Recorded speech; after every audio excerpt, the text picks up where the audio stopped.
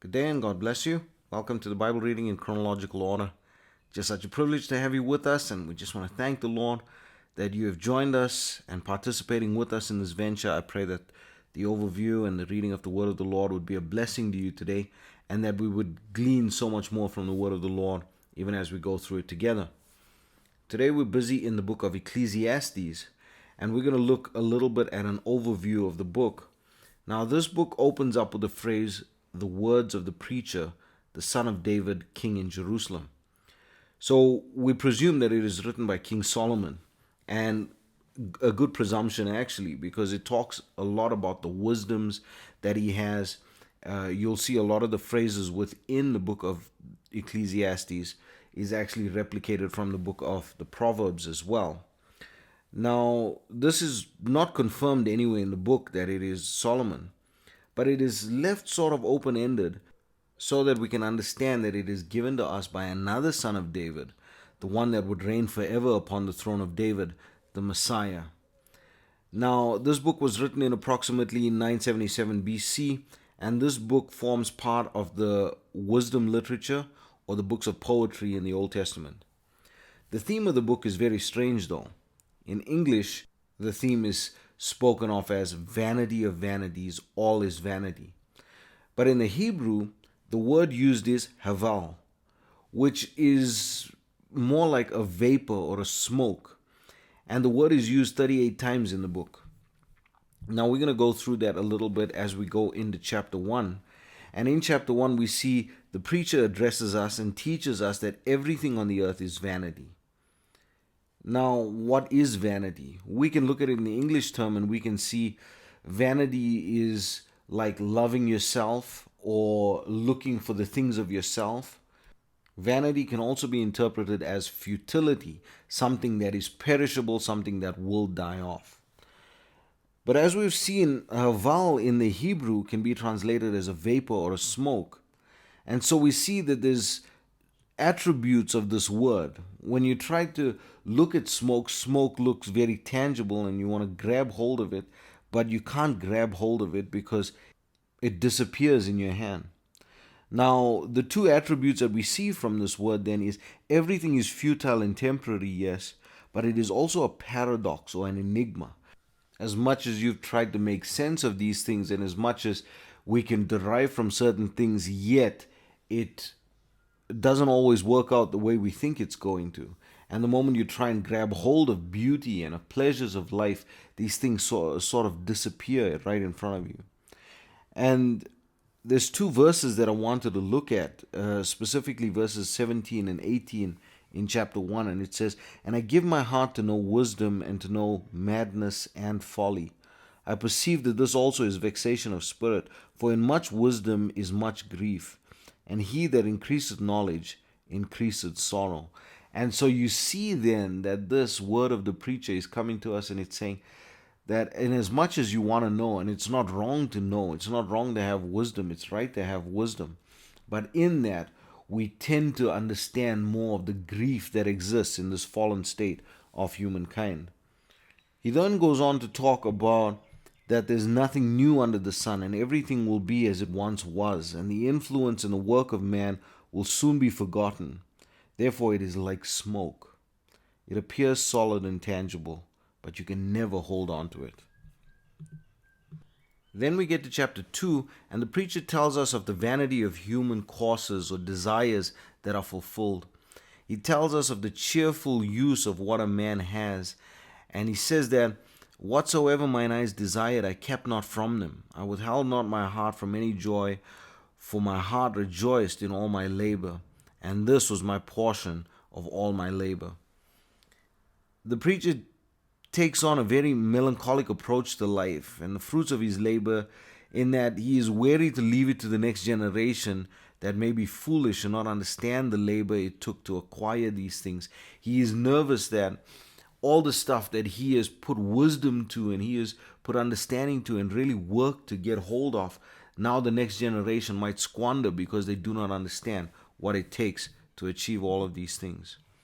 And then we get to chapter 3, and we see that this is the most iconic chapter in the book of Ecclesiastes, and probably one of the most recognizable passages in the entire Bible. So I don't want to focus too much on that, but enjoy it even as you go through it and pick up the pieces even as you go through it. Verse 1 tells us, to everything there is a season and a time to every purpose under the heaven. And then we see in verse 13 it says, and also that every man should eat, drink, and enjoy the good of all his labor. It is the gift of God. And so he is now relating it to, even though he's talking about the futility of man and the vapor, the smoke that is going up, but now he's bringing in the aspect that when we come to the Lord gives us these good gifts to enjoy. Then we get to chapter 4. We learn that vanity increases to men by oppression, by envy, by idleness, by covetousness, by solitariness, and by willfulness. And in verse 12 of chapter 4 it says, and if one prevail against him, two shall withstand him, and a threefold cord is not quickly broken. I love that verse because it always reminds me of that unity that you have with your spouse or with a brother or with a dear friend, but that if the Lord is there with you, that threefold cord is not easily broken. Then we get to chapter 5, and the preacher talks about the vanities in our worship to God and how we need to listen and not just speak or offer sacrifices without knowledge of the Lord and who He is.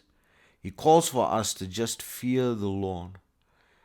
He then speaks about the vanity in riches, and then he gives us a lesson that we need to live contentedly, and this is a gift of God.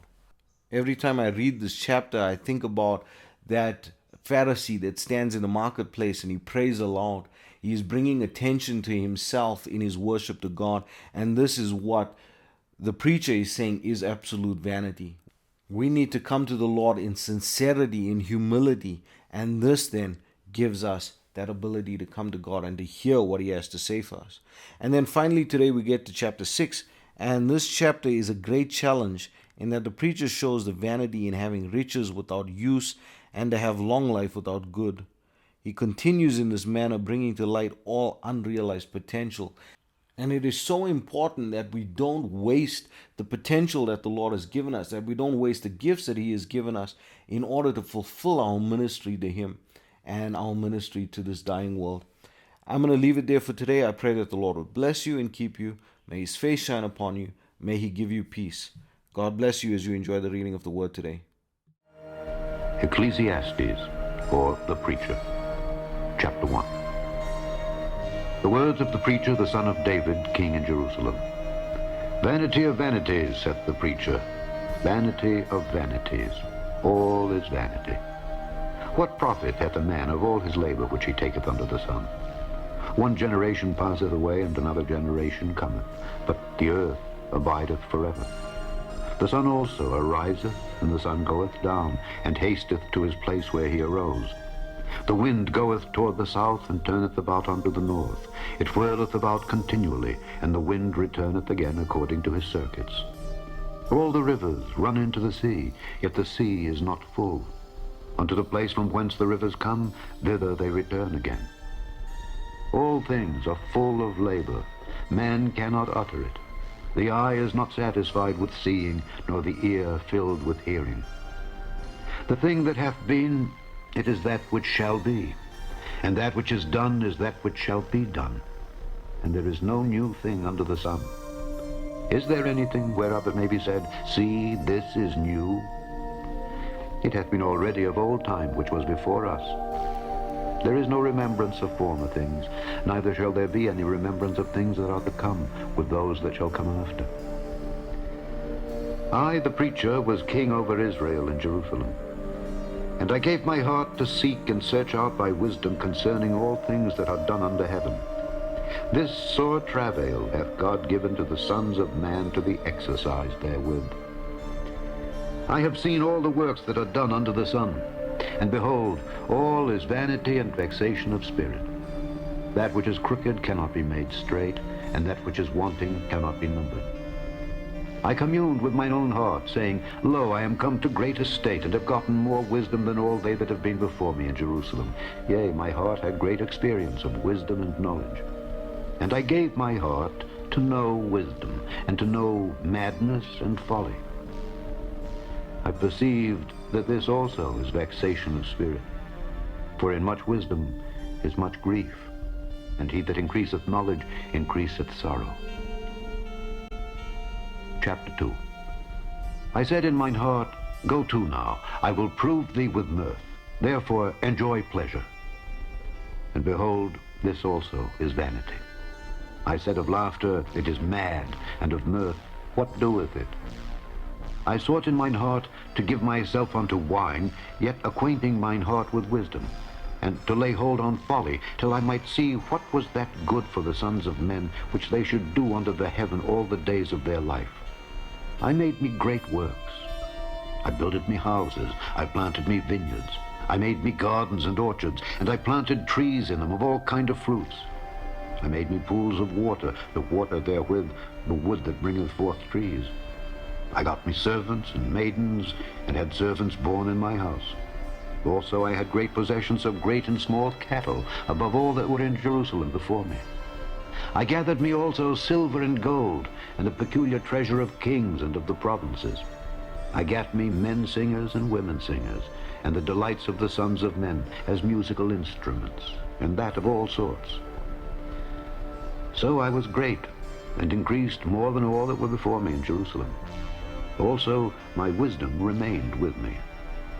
And whatsoever mine eyes desired, I kept not from them. I withheld not my heart from any joy, for my heart rejoiced in all my labor. And this was my portion of all my labor. Then I looked on all the works that my hands had wrought, and on the labor that I had labored to do, and behold, all was vanity and vexation of spirit, and there was no profit under the sun. And I turned myself to behold wisdom and madness and folly. For what can the man do that cometh after the king? Even that which hath been already done. Then I saw that wisdom excelleth folly, as far as light excelleth darkness. The wise man's eyes are in his head, but the fool walketh in darkness.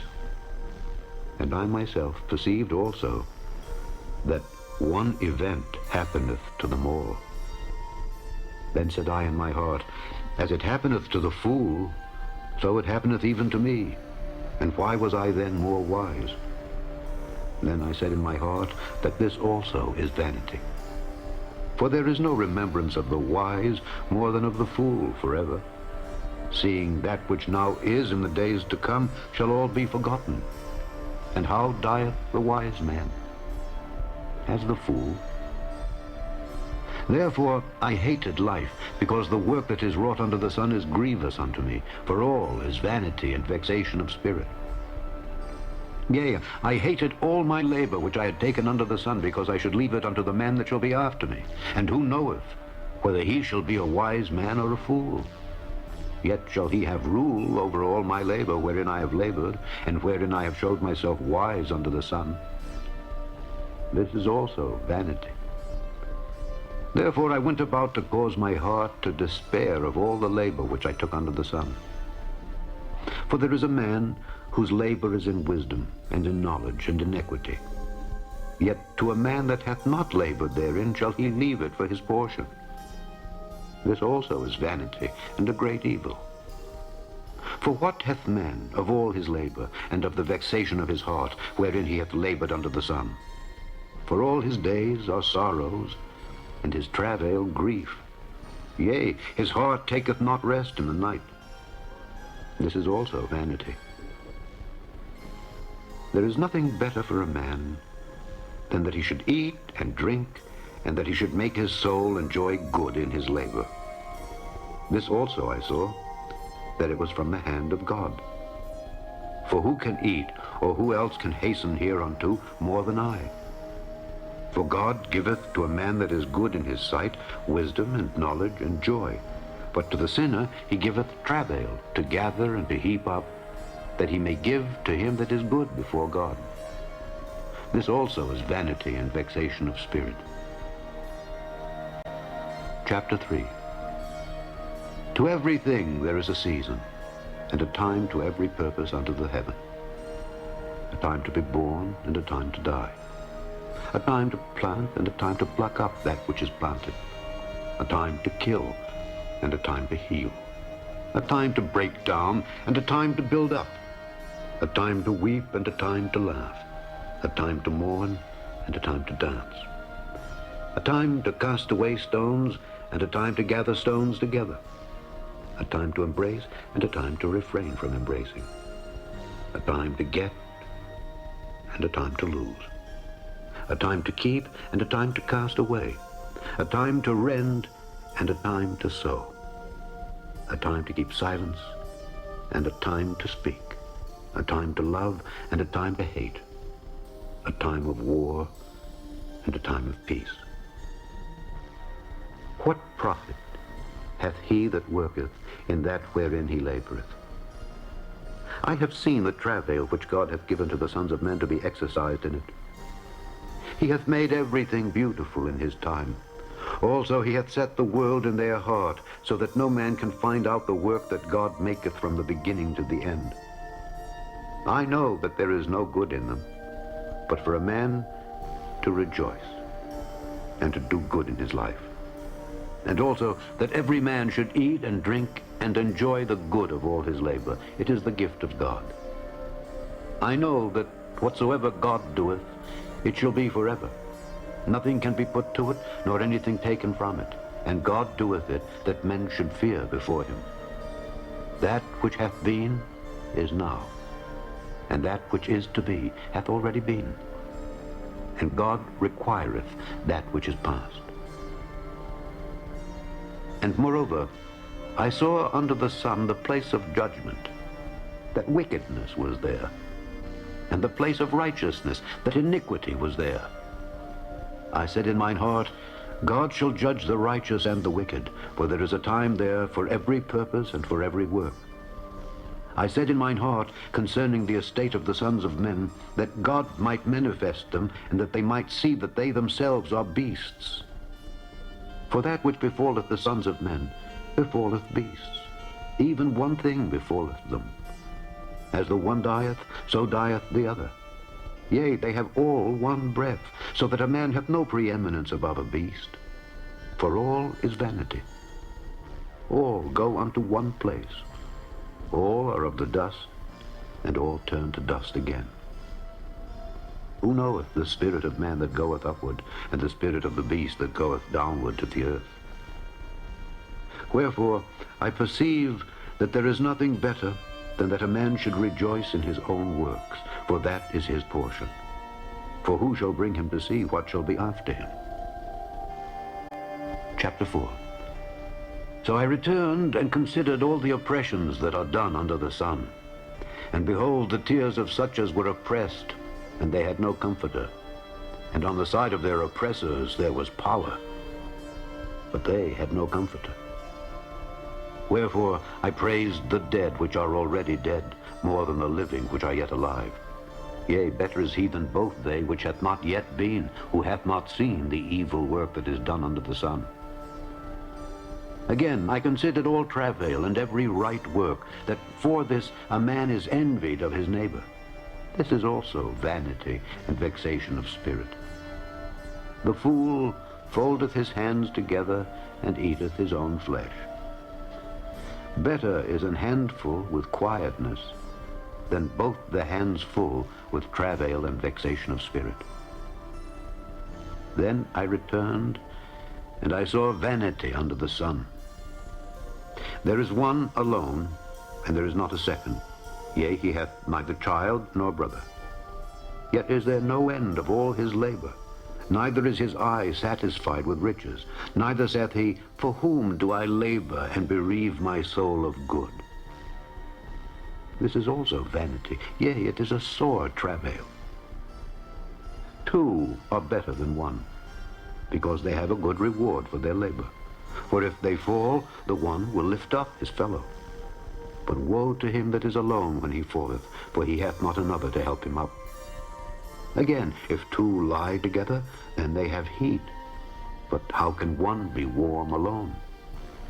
And if one prevail against him, two shall withstand him. And a threefold cord is not quickly broken.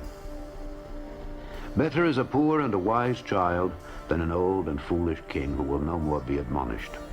For out of prison he cometh to reign, whereas also he that is born in his kingdom becometh poor. I considered all the living which walk under the sun with the second child that shall stand up in his stead. There is no end of all the people, even of all that have been before them. They also that come after shall not rejoice in him. Surely this also is vanity and vexation of spirit. Chapter 5. Keep thy foot when thou goest to the house of God, and be more ready to hear than to give the sacrifice of fools, for they consider not that they do evil. Be not rash with thy mouth, and let not thine heart be hasty to utter anything before God, for God is in heaven, and thou upon earth. Therefore let thy words be few. For a dream cometh through the multitude of business, and a fool's voice is known by multitude of words. When thou vowest a vow unto God, defer not to pay it, for he hath no pleasure in fools. Pay that which thou hast vowed. Better is it that thou shouldest not vow, than that thou shouldest vow and not pay. Suffer not thy mouth to cause thy flesh to sin, neither say thou before the angel that it was an error. Wherefore should God be angry at thy voice, and destroy the work of thine hands? For in the multitude of dreams and many words there are also divers vanities. But fear thou God. If thou seest the oppression of the poor, and violent perverting of judgment and justice in a province, marvel not at the matter. For he that is higher than the highest regardeth, and there be higher than they. Moreover, the profit of the earth is for all. The king himself is served by the field.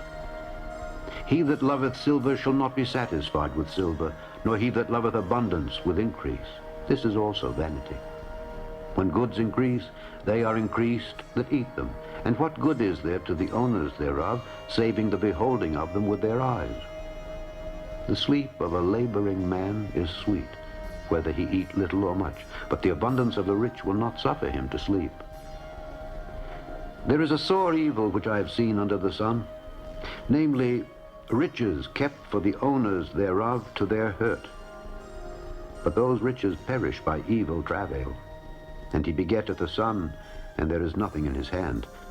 As he came forth of his mother's womb, naked shall he return to go as he came, and shall take nothing of his labor which he may carry away in his hand. And this also is a sore evil, that in all points as he came, so shall he go. And what profit hath he that hath labored for the wind? All his days also he eateth in darkness, and he hath much sorrow and wrath with his sickness. Behold that which I have seen. It is good and comely for one to eat and to drink, and to enjoy the good of all his labor that he taketh under the sun all the days of his life, which God giveth him, for it is his portion. Every man also to whom God hath given riches and wealth, and hath given him power to eat thereof, and to take his portion, and to rejoice in his labor, this is the gift of God. For he shall not much remember the days of his life, because God answereth him in the joy of his heart. Chapter 6. There is an evil which I have seen under the sun, and it is common among men. A man to whom God hath given riches, wealth, and honor, so that he wanteth nothing for his soul of all that he desireth. Yet God giveth him not power to eat thereof, but a stranger eateth it. This is vanity, and it is an evil disease. If a man beget 100 children, and live many years, so that the days of his years be many, and his soul be not filled with good, and also that he have no burial, I say that an untimely birth is better than he. For he cometh in with vanity, and departeth in darkness, and his name shall be covered with darkness. Moreover, he hath not seen the sun, nor known anything. This hath more rest than the other. Yea, though he live 1,000 years, twice told, yet hath he seen no good. Do not all go to one place? All the labor of man is for his mouth, and yet the appetite is not filled. For what hath the wise more than the fool? What hath the poor that knoweth to walk before the living? Better is the sight of the eyes than the wandering of the desire. This is also vanity and vexation of spirit. That which hath been is named already, and it is known that it is man. Neither may he contend with him that is mightier than he. Seeing there be many things that increase vanity, what is man the better? For who knoweth what is good for man in this life? All the days of his vain life which he spendeth as a shadow. For who can tell a man what shall be after him under the sun?